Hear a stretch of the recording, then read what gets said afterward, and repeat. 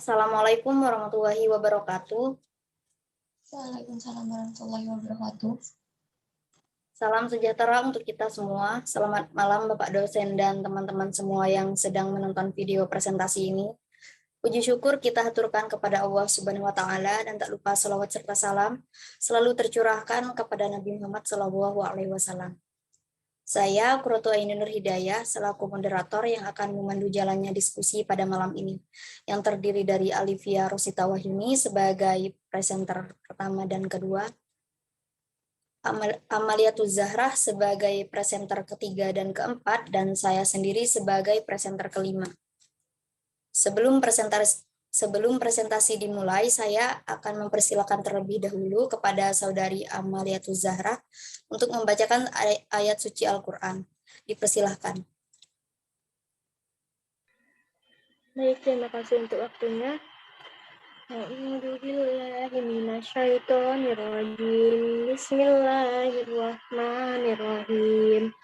Wa idza qala rabbuka lil malaikati inna ja'il fil ardi khalifah qalu ataj'alu fiha may yufsidu fiha wa yasfikul dama wa nahnu nusabbahu bihamdika wa nusaqqadisu lak qala inni a'lamu ma la ta'lamun wa 'allama adama al-asma'a kullaha thumma aradahum 'alal malaikati faqala ambi'ni bi asma'i ha'ula'i in kuntum shadiqin. Shadaqallahul adzim. Selanjutnya saya kembalikan kepada moderator.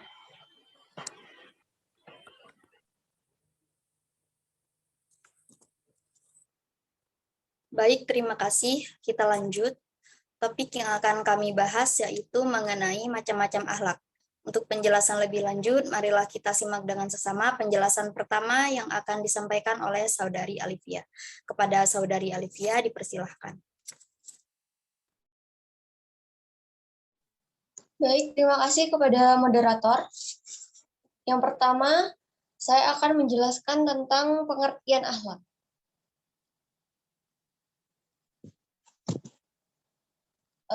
Akhlak adalah suatu sifat yang tertanam dalam jiwa. Dari sifat itu yang timbul dari perbuatan-perbuatan dengan mudah, tidak memerlukan pertimbangan, pemikiran terlebih dahulu. Akhlak itu merupakan tingkah laku seseorang yang didorong oleh keinginan secara sadar untuk melakukan suatu perbuatan. Dalam Quran Surat Al-Baqarah ayat 83 yang artinya, janganlah kamu menyembah selain Allah dan berbuat baiklah kepada orang tua, kerabat, anak-anak yatim, dan orang-orang miskin, serta bertutur katalah yang baik kepada manusia. Selanjutnya, saya akan membahas tentang indikator akhlak menurut Al-Quran.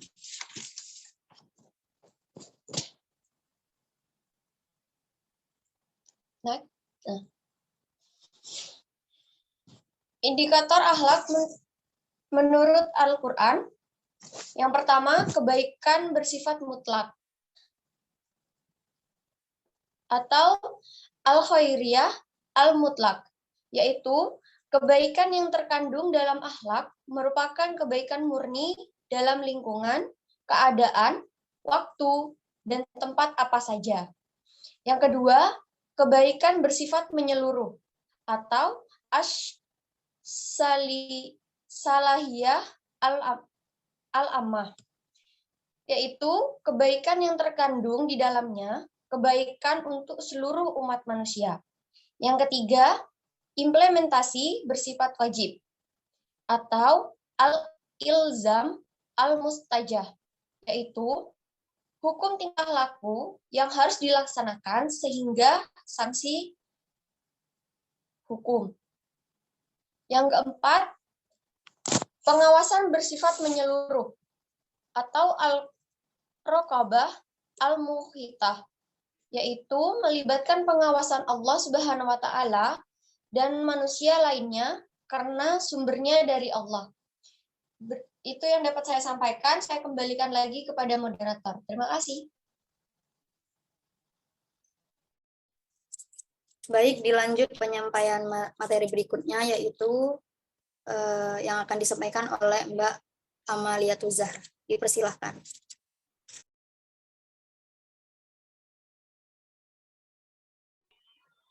Baik, terima kasih untuk waktunya. Next. Baik, di sini saya akan menjelaskan tentang macam-macam akhlak. Macam-macam akhlak itu yang pertama itu adalah kepada Allah Subhanahu wa taala.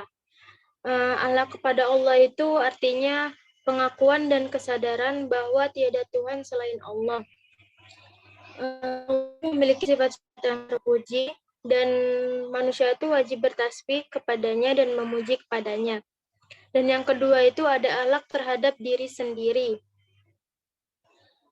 Adapun untuk membekali kaum muslim dengan akhlak mulia, terutama terhadap dirinya, akan diuraikan beberapa akhlak mulia terhadap dirinya sendiri.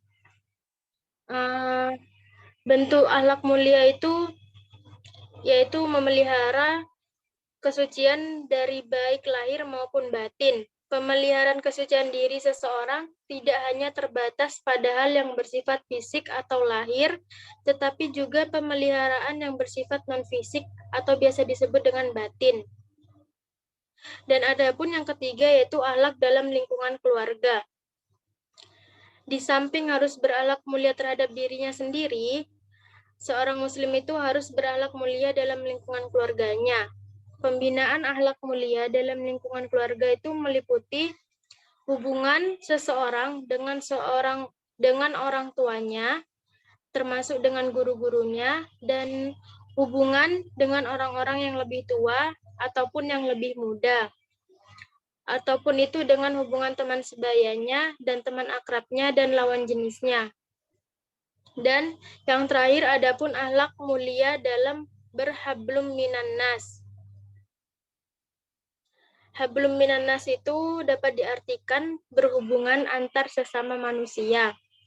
Sebagai umat beragama, setiap orang harus menjalin hubungan baik antar sesamanya setelah menjalin hubungan baik dengan Tuhannya. Dalam kenyataan, sering kita saksikan dua hubungan ini tidak padu. Terkadang ada seseorang yang dapat menjalin hubungan baik dengan Tuhannya, tetapi dalam menjalin hubungannya dengan sesama, atau sebaliknya, ada orang yang dapat menjalin hubungannya secara baik dengan sesamanya, tetapi ia mengabaikan hubungannya dengan Tuhannya.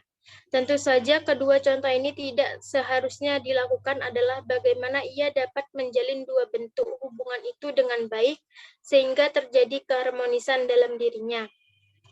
Oke, next.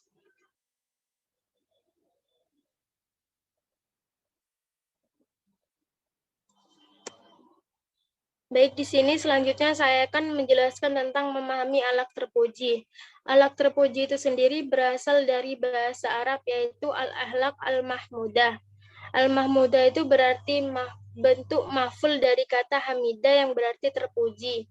Dan adapun akhlak-akhlak yang terpuji, antara lain seperti yang saya disebutkan tadi, akhlak kepada Allah. Nah, menurut Abuddin Nata menjelaskan bahwa ada 4 alasan mengapa manusia harus berakhlak kepada Allah. Yang pertama itu karena Allah telah menciptakan manusia. Dan yang kedua itu karena Allah yang telah memberikan semua yang ada pada diri manusia, baik itu berupa pendengaran, penglihatan, akal pikiran, serta hati sanubari. Dan yang ketiga itu ada Allah yang telah menciptakan berbagai sumber yang sangat diperlukan bagi kelangsungan hidup manusia, seperti bahan makanan yang berasal dari tumbuh-tumbuhan, air, udara, binatang ternak, dan sebagainya yang lain. Dan yang terakhir, yang keempat itu ada Allah yang telah memuliakan manusia dengan menganugerahkan kemampuan dalam menguasai daratan dan lautan. Yang kedua itu ada akhlak terhadap Rasulullah Shallallahu Alaihi Wasallam. Rasulullah itu adalah makhluk, mohon maaf, Rasulullah adalah manusia yang paling mulia akhlaknya. Maka oleh sebab itu sepatutnya kita meneladani akhlak Rasulullah. Cara berakhlak kepada Rasulullah itu yang pertama itu ridho dan beriman kepada Rasulullah, menaati dan mengikuti Rasulullah. Yang keempat itu mencintai dan memuliakan Rasulullah. Yang terakhir itu mengucap sholawat dan salam kepada Rasulullah. Yang ketiga ada akhlak terhadap diri sendiri. Adapun akhlak al-karimah terhadap diri sendiri itu ada setia atau al-amanah, yaitu sikap pribadi setia, tulus hati, dan jujur dalam melaksanakan sesuatu yang dipercaya kepadanya, baik berupa harta, kewajiban, ataupun kepercayaan. Selanjutnya ada benar atau asidik, yaitu berlaku benar dan jujur baik dalam perkataan maupun perbuatan. Dan ada adil, yaitu menempatkan sesuatu pada tempatnya, dan adil terhadap sesuatu. Dan ada memelihara kesucian diri, yaitu menjaga dan memelihara kesucian dan kehormatan diri dari tindakan tercela, fitnah, dan perbuatan yang dapat mengotori dirinya. Selanjutnya ada malu, yaitu malu terhadap Allah dan diri sendiri dari perbuatan melanggar perintah Allah. Seterusnya ada keberanian diri, yaitu sikap mental yang menguasai hawa nafsu dan berbuat semestinya. Dan yang terakhir yaitu ada kekuatan al-quwah, yaitu kekuatan fisik, jiwa, atau semangat dan pikiran atau kecerdasan. Selanjutnya yang keempat yaitu ada akhlak terhadap masyarakat. Dimaksud dengan alam sekitar di sini ada lingkungan, yaitu mohon maaf, pada masyarakat ada beberapa akhlak kepada masyarakat terhadap orang lain. Sikap yang harus dikembangkan kepada orang lain yaitu ada beberapa. Yang pertama itu menghormati orang lain, memberi salam dan menjawab ketika bertemu dengan orang lain, memenuhi janji ketika kita sedang ada janji kepada orang lain, terus bermurah hati, dan yang terakhir itu ada bermurah senyum. Dan yang terakhir itu ada akhlak terhadap alam sekitar. Dimaksudkan dengan alam sekitar di sini itu maksudnya lingkungan, yaitu segala sesuatu yang berada di sekitar manusia, baik binatang, tumbuh-tumbuhan, maupun alam lingkungan secara luas. Allah menjadikan manusia sebagai khalifah di muka bumi ini untuk mengelola dan membawa rahmat dan cinta kasih kepada alam semesta. Oleh karena itu, manusia mempunyai kewajiban untuk melestarikan dan memelihara dengan baik. Baik, itu saja yang dapat saya jelaskan. Selanjutnya, saya kembalikan kepada moderator. Terima kasih.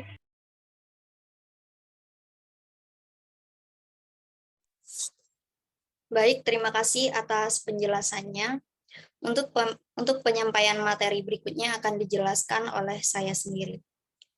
Baik, di sini saya akan menjelaskan mengenai akhlak tercela. Akhlak tercela bisa disebut juga dengan mazmumah atau akhlak sayyi'ah atau akhlak yang jelek. Seperti kufur. Kufur adalah suatu perbuatan yang harus dihindari karena kufur itu sendiri memiliki makna menutupi sesuatu hal yang tidak banyak orang mengetahuinya, hanya dirinya dan Allah yang tahu.